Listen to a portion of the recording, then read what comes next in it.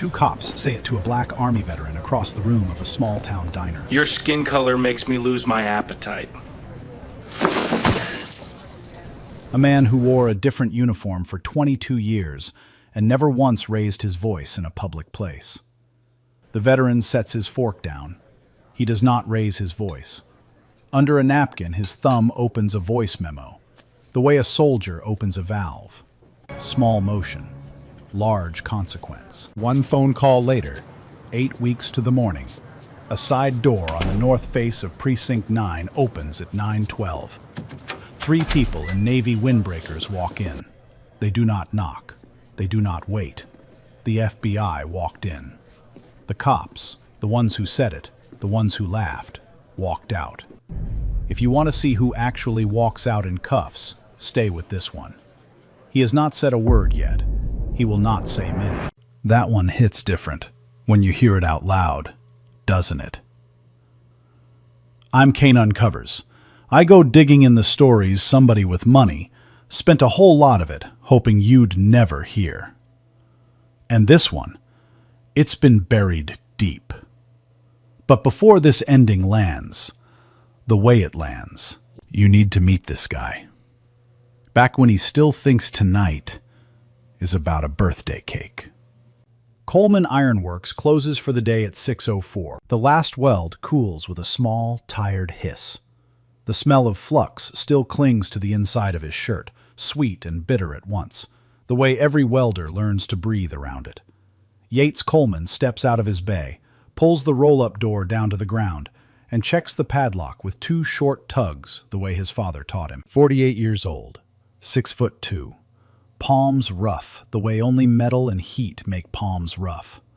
A wedding ring on a welder's finger, a small dent where it meets a calloused knuckle. He calls home from the truck.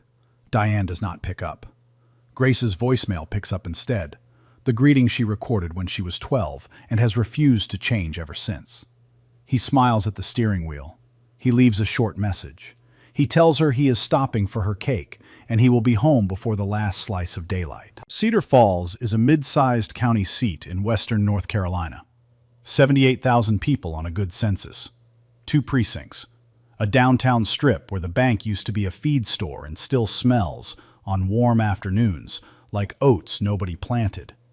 An east side neighborhood where his grandfather is buried and where his own house sits, porch light already on by the time he turns the key in the ignition. He drives north through town, past the high school, past the church whose parking lot he has swept twice after 2 different funerals, past the corner where he used to wait for his own father's truck on Fridays after school, counting cars until the red taillights of the Coleman Lincoln came around the curve. He files every receipt he ever gets: gas, groceries, pipe, wire, bread. On the back of each one he writes the date and the time, in block print, in pencil. He has done it since Iraq. He does not know how to stop. He does not particularly want to. At 6:11, he parks 2 spaces from the entrance of the Blue Ridge Diner. Blue Ridge is not the nicest place in town. It is the place in town. The door chime is cheap. The linoleum is waxed on Mondays. The coffee is strong past honesty. Emma Carrington, 27, is halfway through a double shift, pouring decaf for a woman who will not drink it. Pete Callahan, 58, stands behind the register reading the same section of the paper he has been reading since lunch. A row of patrol jackets leans on the counter on the right, closest to the window. A Thursday night pattern for almost 4 years running. Yates nods to Pete. He nods to Emma. He does not join the counter. He orders a slice of yellow cake to go, Grace's favorite, frosted the color of new butter, and while he waits, a cup of black coffee in a heavy mug. He takes the corner booth. He sits where Diane cannot see him if she drives past, because Diane has told him twice that he eats too much pie. On a shelf at the shop, next to a photograph of his daughter in a softball jersey, sits a small brass coin about the size of a silver dollar, a unit insignia on one side, a motto on the other. He has never explained it to a customer. No one has ever asked. At 6:16, the door chime sounds. A Thursday ritual keeps its appointment. 2 patrol jackets walk in. Not 3, 2. and the pattern bends a quarter inch off true. The bell above the door is cheap. It rings once, flatly, and then it does not ring again for a long time. Lieutenant Travis Whitaker, 41, 16 years on the Cedar Falls Police Department, 4 stripes on his sleeve, 200-some pounds carried like a man who learned it could be useful. Sergeant Dale Harper, 38, 11 years on, the quieter one, the one who scans a room first and speaks second. They walk in together, the way Thursday has trained them. Whitaker stops 2 steps inside the door. He looks past the counter, past Emma, past Pete, past the woman with the decaf. He looks straight at the corner booth, at the man in the faded work shirt sitting under the last light of a late autumn afternoon, and he says it plain. "Your skin color makes me lose my appetite." He does not smile when he says it. He does not laugh. He says it the way a man says a thing he has said before and has learned is permitted. Harper laughs once, short, dry, a cough of agreement, and in a voice low but audible across the quiet of the room, he says, "He's not wrong." Then he orders coffee like a man ordering coffee. The word permitted is the word that matters. Permitted is how a sentence walks out of the same mouth twice in a year. Permitted is the word officers earn from each other, slowly, without ever saying the word out loud. Permitted is how a room learns, over 4 Thursdays, not to flinch. Permitted is what outlasts a generation. Permitted is the reason the younger one laughs before he thinks. Permitted is a small permission renewed every week in the same room by the same people who swore to the same oath. Emma freezes mid-pour. The decaf spills over the rim of the cup, and the woman with the decaf stares at the spill instead of at the officers. Pete pretends to read his paper, and his paper does not move. Another patron, 3 booths down, discovers the back of his menu. Yates sets his fork down. He does not look up. He does not lift his voice.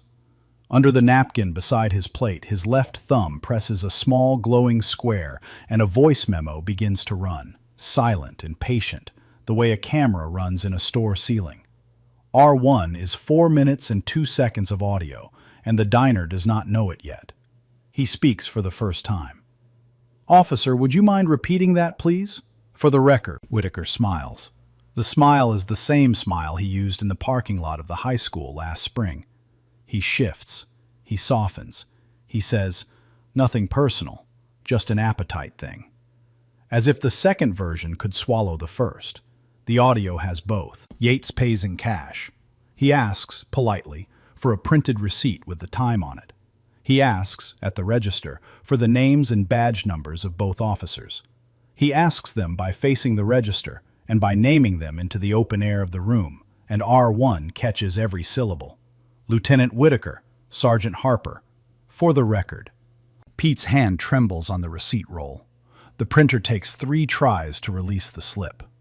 The ceiling camera in the back corner, installed cheap in 2020, which Pete forgot includes microphones, logs the whole exchange to a hard drive that spins quietly behind the office door. R2 will come looking for that drive in a week and 2 days. Whitaker steps closer. He does not touch anything. He leans a shoulder against the booth partition, casual, proprietary, and he says it loud enough for Harper to hear and small enough to be denied. "Enjoy your pie, Chief." The word chief does work it should not do. It is not a compliment. It is not an accident. Yates takes the paper bag with the cake in it. He takes the receipt with the time on it. He takes the coffee in a to-go cup. He walks out without answering. The parking lot air is cold enough to see breath. He does not slam the truck door. He does not peel out. He sits for 12 seconds with his hands flat on the steering wheel. Then he writes 4 things on a napkin from the glove box. A time, a name, a second name, a license plate of the cruiser across the street. In the rear view, the cruiser pulls out behind him. 1 block, 2, 3. Magnolia Street runs straight for 1.5 miles before it bends at the elementary school. On Magnolia, everyone drifts a little.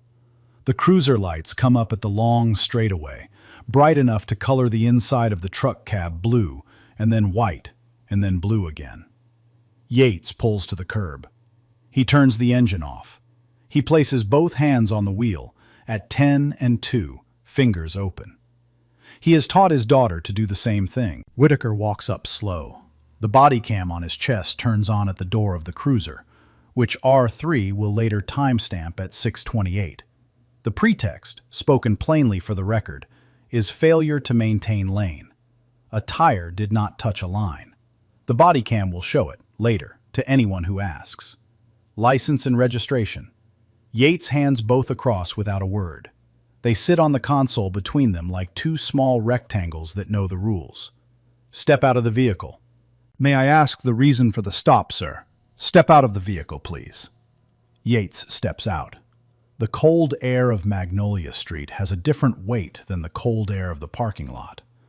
He is aware of the difference the way only people raised in the South are aware of the difference. The slight, particular shift of cold that comes off asphalt, still warm from the afternoon. Harper stands at the passenger window, 10 feet away. His hand sits near his holster, not on it. The easy laugh from the diner is gone. His jaw is set like a door that has decided not to open. Consent to search the vehicle? No, sir, I do not consent. You nervous for a reason? No, sir, I'm not nervous. He is not nervous. He is something else that looks from the outside exactly like it. The tow truck rolls in at 6:33, 5 minutes and 11 seconds after Whitaker's first call to dispatch. The side panel reads, Holloway Towing and Recovery, in peeling yellow. The Holloway dispatch log, pulled later by subpoena, will show a tow request entered at 6:27 and 42 seconds, 90 seconds before Whitaker's radio traffic. Someone called the tow lot first. R5 is a line on a spreadsheet, and a line on a spreadsheet can carry a man across a courtroom. Yates notes the company name. He does not react. He files it in the part of his brain that has filed things like it before. A woman walks a small dog past the curb and does not look up. A pickup slows, sees the cruiser lights, and drives on. The street is its own witness tonight, and the street is staying neutral. Whitaker leans into the driver's door. He sniffs theatrically, the way a man does a thing he has learned plays well on camera. Smells like a work van. Cash, tools, that kind of smell. I build fences for a living, Lieutenant. Metalwork. The smell is flux and diesel. A breath. I would like a supervisor on scene, please. Your supervisor is standing in front of you. I would like your supervisor, sir. With respect. No supervisor comes. Dispatch shows the request was not forwarded. The tow truck hooks the front axle of the Coleman Iron Works Ford at 6:39. Office of Safety, Whitaker says to the body cam, which will be played back by 3 different people who do not work for him. At 7:02, Yates is released on foot at the corner of Magnolia and 6th, 3/4 of a mile from his own front door. His phone is still recording in his pocket. His truck is on a flatbed heading north, toward a fenced lot outside of town that he has never had a reason to visit. He walks 2 blocks. The air is cold enough to burn the inside of his nose. A dog barks from behind a chain-link fence, once, and stops. He stops under a streetlight outside a closed hardware store. A closed sign in the window. A rack of propane tanks padlocked to a wall bracket. The sound of his own breath, slightly quicker than he would like, inside the tight collar of his jacket. He takes the phone out of his pocket. He does not call Diane. He does not call Sullivan. Not yet. He does not call his daughter. He makes 1 call. Not 2. Not a list. 1. A number he has not dialed in 9 years, carried the way soldiers carry call signs, never written anywhere, never saved as a contact. It rings twice. A woman answers. This is Donovan. He says his name. He says the words Cedar Falls and traffic stop, and I have audio. He does not say the slur out loud. He says racial remark, on record, in public, by a supervisor. He says the name of the tow company, and the 5-minute, 11-second window, and the 90 seconds of strange that sit on either side of it. Donovan does not ask how he is. She asks where he is. The second cruiser that Whitaker will later claim was just passing on Magnolia is the same unit number that, 3 weeks from now, will drive a code enforcement inspector to the gate of Coleman Iron Works at 7:40 in the morning. R4 will prove it. R10 will nail the time. That is how he knows she already knows some of this. 22 logistics fraud at 3 bases in 2 countries. A supply clerk in Germany, a warehouse supervisor in Kuwait, a lieutenant colonel in North Carolina who never expected to be deposed by a black NCO with a yellow legal pad and a steady hand. He retired at 39. He did not put it on a business card. He did not mention it at the Chamber of Commerce. The challenge coin on the shelf at the shop is the only sign a customer has ever seen. The call on the curb. That call. The one. The first and only number he dialed at 7:06 on a cold Thursday ran 4 minutes and 19 seconds. Agent Claire Donovan, 39, former Army CID agent, now at the Federal Bureau of Investigation Field Office 3 hours east, did not say yes. She did not say no. She asked him to do 3 things, in the clipped cadence of someone who had written the list down years before. Preserve the recording. Do not edit it. Do not share it. Do not play it for anyone, including your wife. Write a contemporaneous statement of events within the next 2 hours. Times, names, words. Include things you are not sure of. Mark those things with a question mark. Do not contact the Cedar Falls Police Department yourself. Do not accept contact from them without counsel. If they call, do not pick up. Everything else that happens on his phone tonight is downstream of that call. The call to Mara Sullivan at 9:10. The call to Diane at 9:41, after he has finished writing. The call from his own lawyer of record on Friday morning. All of them are follow-ups. Donovan was the only number dialed from memory. He walks the rest of the way home. 3/4 of a mile in a 28-degree wind. He does not tell Diane at the door. He pours a glass of water. He washes his hands at the kitchen sink, the way a surgeon washes them. He sits at the kitchen table, under the one bulb in the fixture that still works, and he writes on a yellow legal pad in block print, in pencil, because a pencil does not fail in the cold. Times, names, words, diagram of the booth, diagram of the stop, 2 question marks beside 2 sentences he is not sure of. At 9:10, he calls Mara Sullivan, civil rights attorney, small firm 2 counties over. He has her number because a neighbor of his testified in a case of hers 6 years ago and would not shut up about her at church for a month. Sullivan answers on the 3rd ring. She listens for 2 minutes without speaking. She says, "I will take this. No retainer tonight." Then she says the only 2 words she says for the rest of the call. Document everything. Diane walks into the kitchen at 9:40. She sees the legal pad. She sees the coffee. She sees the cake still in its white bakery box on the counter, untouched. She sits down across from him, and she waits. He does not cry.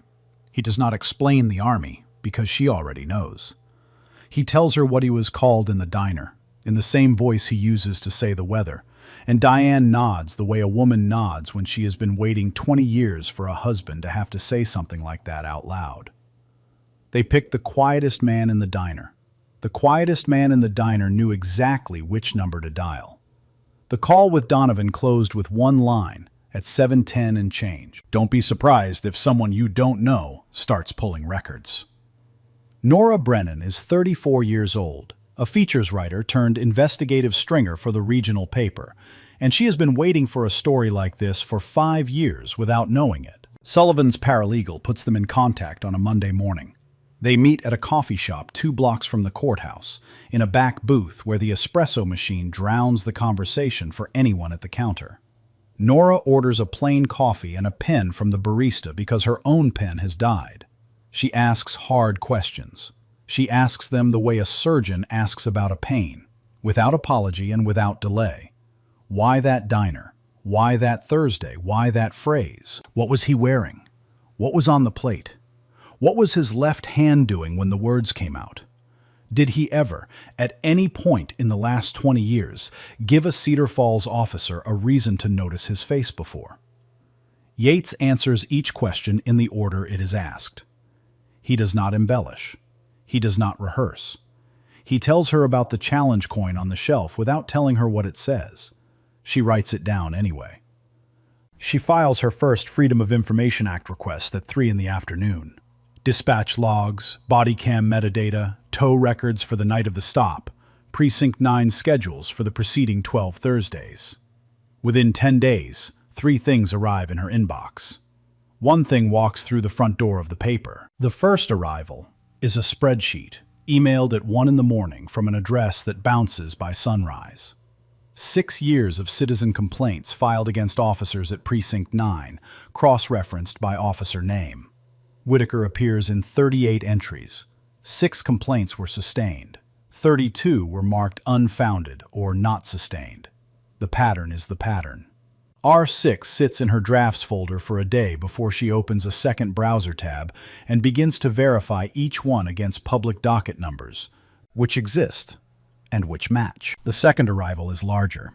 A former Holloway towing and recovery dispatcher, fired in the spring for what the company called insubordination, sends her a 32-megabyte attachment with a single sentence in the body of the email. "This is what I was fired for not forgetting." The attachment is a ledger. 3 years of per tow fees, broken down by officer of record, broken down by time of day, broken down by a column the dispatcher labeled, in her own handwriting, Blue Shield Kickback. The numbers are small per tow, $40 here, $60 there, and large in aggregate. Thursdays show 3 times the weekly average. R7. The third arrival is public. Form 990 filings for the Blue Shield Benevolent Fund, pulled from a non-profit database that anyone with an internet connection can read. The fund lists itself as community-facing. The disbursements list tells a different story. A leadership retreat at a lake resort 90 miles away. Gym memberships. A dinner catered at a venue Nora looks up and discovers charges 4 figures per plate. Community grants, the last line of the disbursement sheet, account for less than 4% of annual spending. The figures here are illustrative of a composite case, but the trend line is the kind that does not argue with itself. R8 is a PDF, 16 pages, and the last page is the one that matters. The fourth thing does not come by email.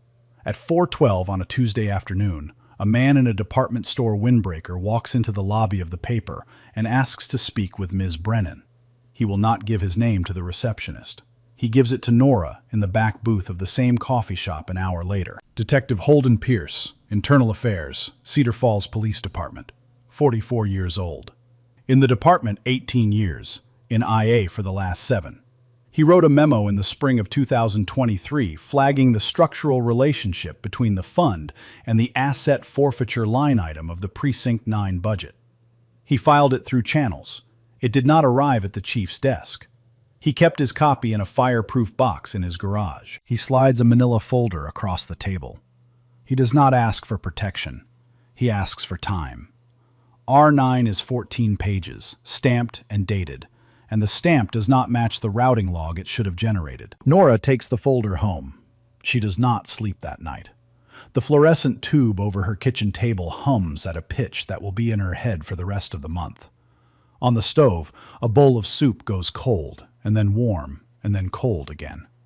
She cross-checks the memo's dates against the ledger's dates, against the 990's dates, and finds a line that runs through all 3 like a seam. Pierce meets her in the parking lot of a hardware store at the edge of town, twice in 1 week, to answer follow-up questions.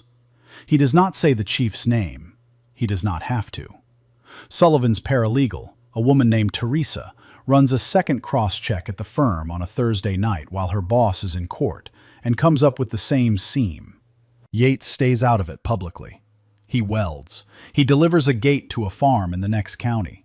He goes to Grace's volleyball game on a Friday night and does not tell anyone in the bleachers what is coming.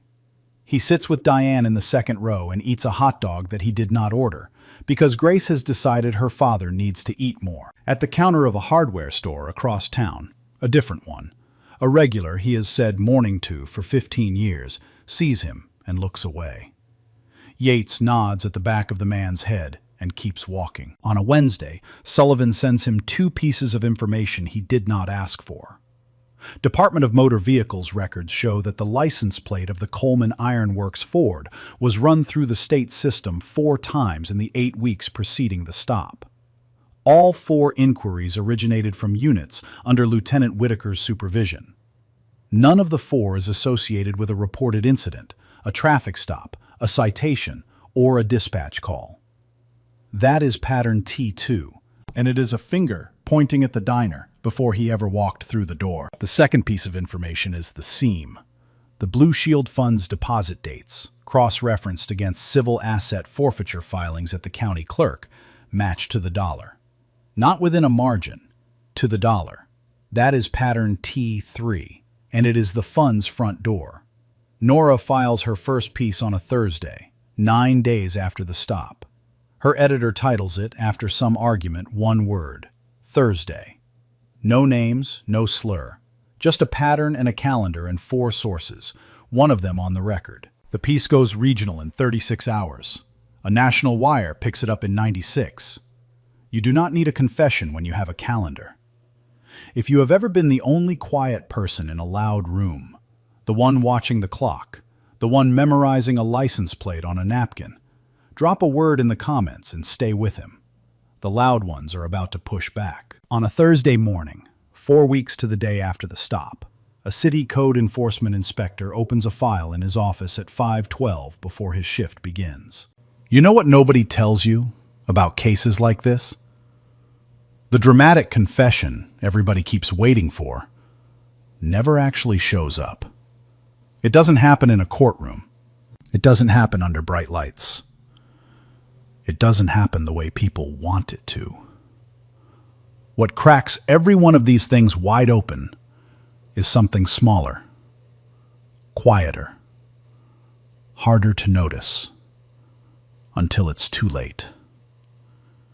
It's some quiet woman in a back office who kept a ledger she wasn't supposed to keep. And one day, she got tired of being the only one carrying it. The inspector pulls up at the gate of Coleman Ironworks at 7:40 on a Thursday morning, 4 weeks after the stop. He is polite. He removes his sunglasses before he speaks. He carries a clipboard and a neatly folded notice, and a phrase he has used for 30 years. "Sir, I'm with Cedar Falls Code Enforcement. I'm here to do a walkthrough." Yates lets him in. Yates offers him coffee. Yates, in every conversation he has had in his life, has offered the other person coffee. The notice runs 2 pages. 19 alleged violations. A welding permit not updated. A permit Yates has filed in person at City Hall 3 times in 6 years, the last time in July, with a stamped copy in a 3-ring binder in the office. A setback dispute that was adjudicated in 2019. An alleged improper storage of compressed gas cylinders that happens to be wrong by manufacturer specification. The inspector, to his credit, looks uncomfortable by the 11th item. The inspector's log, pulled under Sullivan's preservation order 2 weeks later, will show he was dispatched at 5:12 in the morning, 4 hours before his shift officially began. R10 is a timestamp on a dispatch record, and a timestamp is a very hard thing to talk away. At Diane's workplace, a pediatric clinic where she has been the front office manager for 11 years, the phone rings 3 times in 1 week with no voice on the other end. Then, once, with a voice. A man's voice. Male, 40s. He says the family's home address in a flat, announcing tone, and then he hangs up. Diane writes the time down on a sticky note and puts the sticky note in a drawer that already has 3 other sticky notes in it. Her hands shake for a week opening the back door of the clinic after dark. Grace is 16 years old and a junior at Cedar Falls High School. On a Saturday afternoon, walking across the parking lot of the grocery store with a gallon of milk and a bag of carrots, she notices a gray sedan that has been 3 cars behind her for 20 minutes. She does not run. She does not call. She gets in her mother's car, locks the doors, and drives in the opposite direction of her house for 2 full miles before she turns back. In the glove box, she writes the license plate of the gray sedan in eyeliner on a napkin. She shows it to her father at the kitchen table that night. Yates reads the plate. He does not say anything out loud. He adds it to a spreadsheet that Sullivan's paralegal, Teresa, has begun to maintain. On Monday morning, A local op-ed appears under the byline of a contributor Nora has never heard of. The headline calls her reporting race-baiting clickbait. The piece runs 400 words. The comments section closes in 40 minutes after 3 separate readers post screenshots of the contributor's public profile, showing a consulting retainer from a municipal police association. Lieutenant Whitaker, through counsel, issues a prepared statement the same afternoon. It is 2 sentences long, and it is entered into the record exactly as filed. The lieutenant's attorney states his client maintains the stop was lawful, that no racially motivated statement was made, and that he will be vindicated by a full review of the body cam footage. The statement is entered into the record as a matter of fairness. The body cam footage is entered into the record as a matter of fact. The two do not have to fight each other. They already are. On a Tuesday night, the back window of the Coleman Ironworks office is broken. Nothing is taken. The cash drawer sits untouched. The computer sits untouched. A welding hood on the workbench has a boot print on it. Large, deliberate, dead center on the crown. Yates photographs the hood and sends the photograph to Sullivan and to Teresa and to a friend at the post office who knows the police shift schedule. He does not call Cedar Falls police. There is no version of that call in which he wins. Sullivan files that same afternoon a motion for a preservation order on all video, dispatch, radio, body cam, and internal email records for the Cedar Falls Police Department, citywide, for the full calendar month of the stop. The motion is granted in the morning. They are not trying to win the argument. They are trying to make the argument expensive. On Friday, at 4 in the afternoon, Sullivan opens a sealed envelope delivered by hand from the office of the city attorney. The letterhead is heavy. The watermark is real. She reads the letter once. She reads it a second time. Then she picks up the phone and calls Yates and tells him to come in, alone, on Saturday morning. Sullivan comes to the house on Saturday morning. She takes off her shoes at the front door, because Diane has a rule about shoes, and she sits at the kitchen table under the same one bulb that still works. She reads the letter out loud, slowly, because the letter deserves to be heard slowly. The city of Cedar Falls, without admitting liability, offers a settlement. The amount is in the low 6 figures. The conditions are 3. 1. A full release of all present and future claims against the city, the department, any named officer, and any entity identified in the complaint. 2. A confidentiality clause covering the facts of the stop, the diner, the tow, the audio, the ledger, the memo, and any derivative information. 3.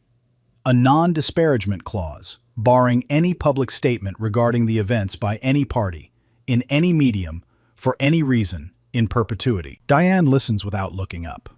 Her hands are folded on the table the way a woman folds her hands in church. Grace is upstairs, and she is not upstairs. Her bedroom door is closed. Her breathing is audible through the floor vent. The math, on a yellow pad, is honest. The money finishes her college fund twice over. The money repairs the shop, replaces the truck, puts a new roof on the east side of the house where the rain has been coming in since the spring. The silence, on the same yellow pad, finishes something else. Yates asks Diane. Diane says, "Ask Grace." Diane does not raise her voice. Grace comes downstairs in a sweatshirt with her name on it. She looks at her father for a long time. She does not cry. She says one thing, and she says it quiet. "What would you tell me to do, Dad?" He does not answer. He takes a walk. It is Saturday afternoon, and the light is thin and gold on the east side sidewalks. He walks past the church, past the post office, past the corner of 8th and Spruce, where as a boy he used to wait for his own father's truck on Fridays after school. He stands on that corner for 9 minutes. He does not cry. He does not speak out loud. Grace's birthday passes that week. The cake stays in its bakery box on the counter for 3 days before Diane quietly moves it to the back of the refrigerator. The 16 candles, in their cardboard sleeve, stay in the drawer next to the good silverware. The draft settlement is 14 pages. R11 is a document with a watermark and a line near the bottom of page 11 that reads, in bold print, "The releaser shall make no public statement regarding the events of," and then a date and a street name. Most people take the offer. Most people should.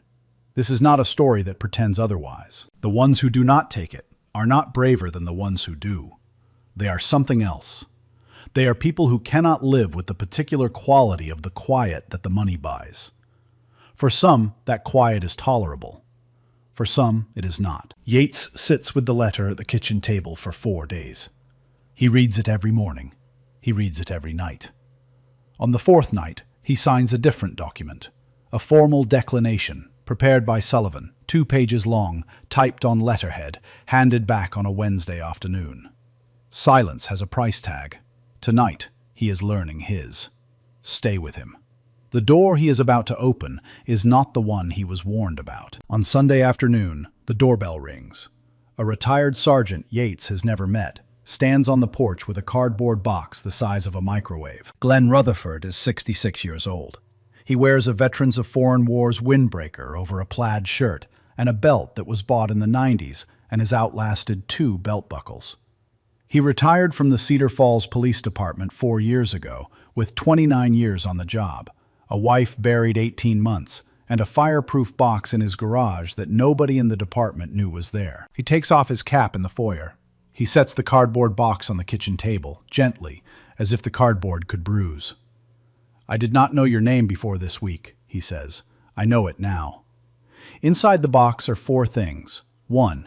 His personal shift logs, handwritten in pencil in small notebooks, covering the years 2017 through 2021. Every Thursday of every month, every tow, every officer of record, every amount. 2. A private email chain with a superior, printed on paper, hole-punched, dated.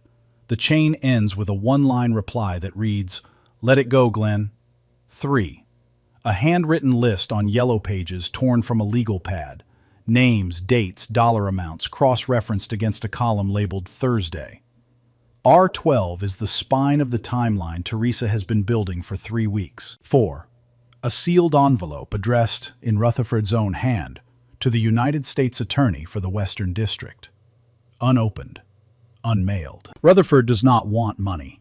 He says this twice, once sitting down and once standing up. He does not want a camera. He does not want his face on a website. What he wants is for his name to appear on an affidavit, and for one sentence to be read, by him or by someone else, into the record at the public hearing he has read will be held in 2 weeks at City Hall. The sentence is 11 words.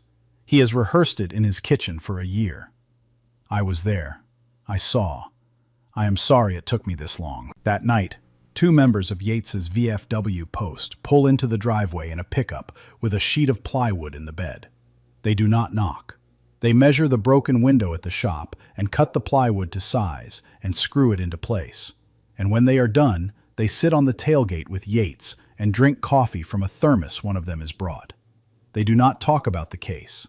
They talk about fishing in the spring and about a boy from the post who has just shipped to basic. On Sunday morning, the pastor of the East Side Church, a Black Baptist church where Yates's grandfather is buried out back under a low stone, puts Yates on the prayer list without naming what for. 3 women in the second row recognize the omission and understand it precisely. Nora files her second piece on a Monday. This one has names: Whitaker, Harper, Bellamy, Holloway, the Fund. The piece is printed on the front page of the regional edition and above the fold in 2 cities 300 miles away. He thought he was alone at the counter. He was not alone at all. On a Wednesday night, Agent Donovan calls. She does not say much. She asks Yates to keep his phone charged on Thursday night. 8 weeks after the phone call on Magnolia Street, a side door on the north face of Precinct 9 opens at 9:12 in the morning. 3 people in navy windbreakers walk in. They do not knock. They do not wait.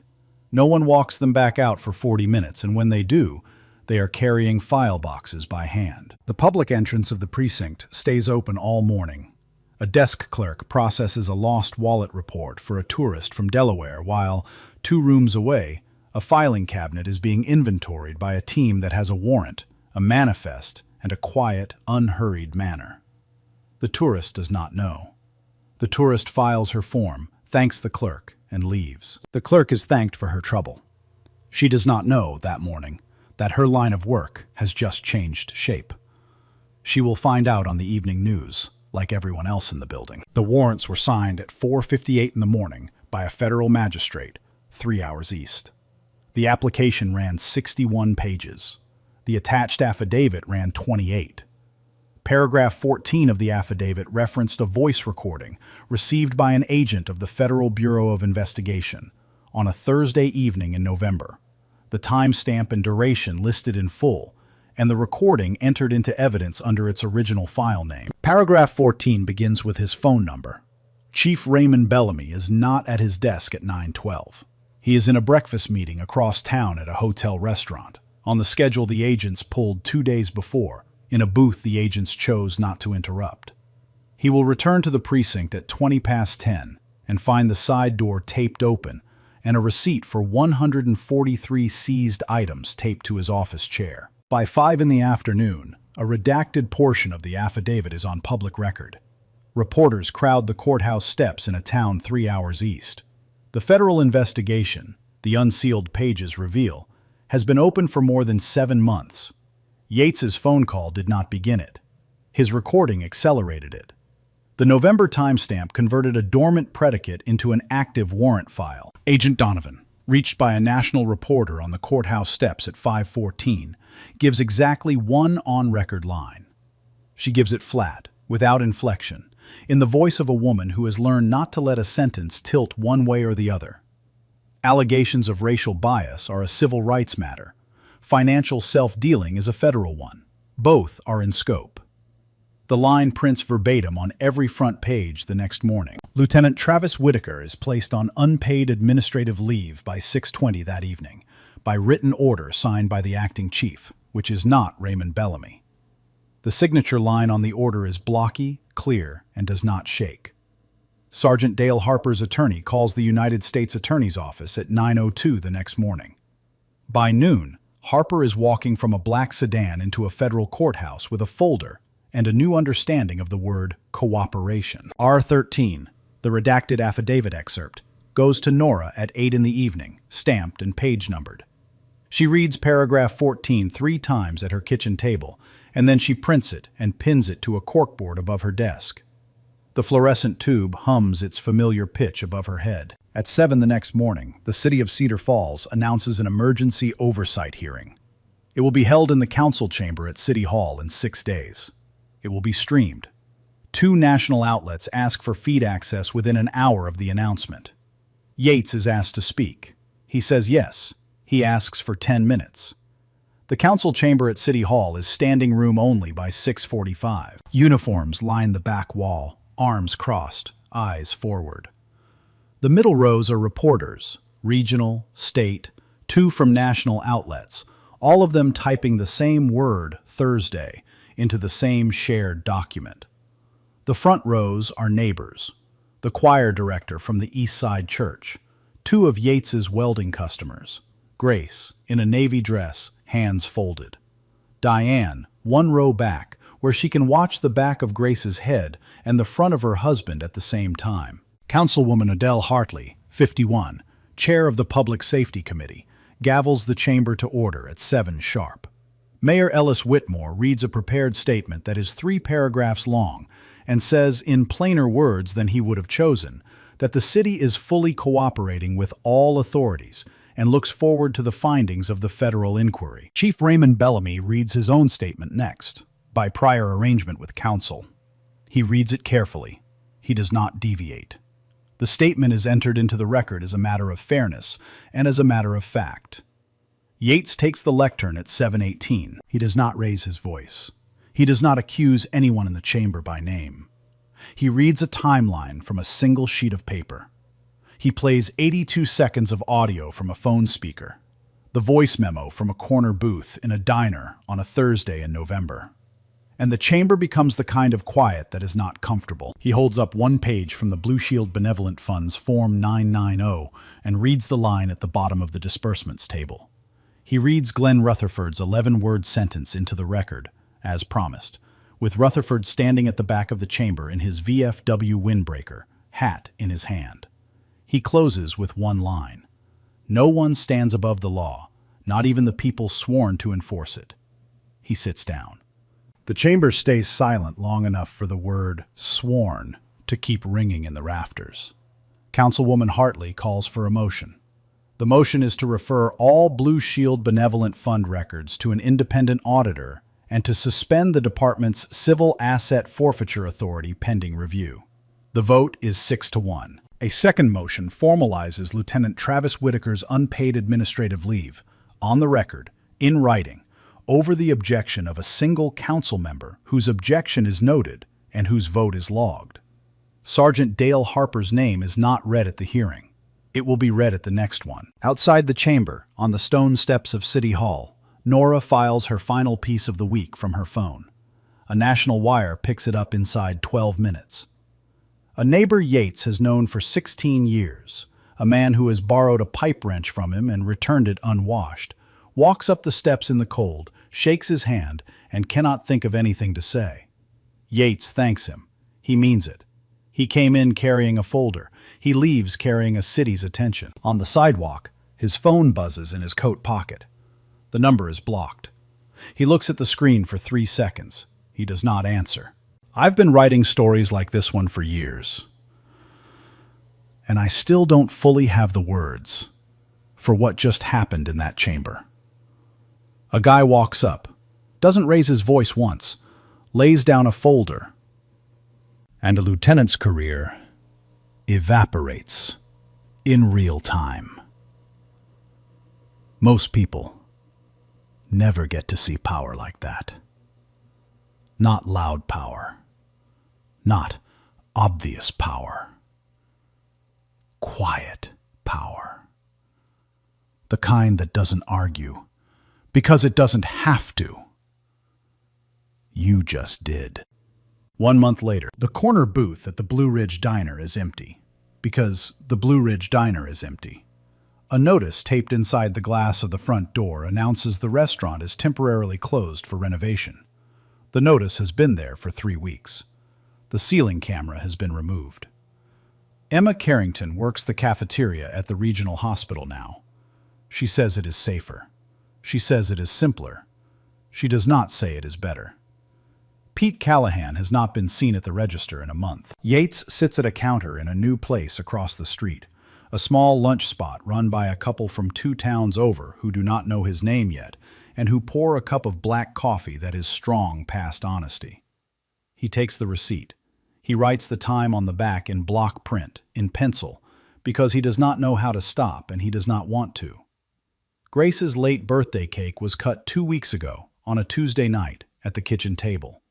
She kept 1 candle in her sock drawer. The officer once said skin color made him lose his appetite. The city just lost its appetite for officers like him. If you want to know what the auditor finds, what the grand jury returns, and whose name is read next, stay with this one. He sets the fork down. He lifts the cup. He has earned his coffee.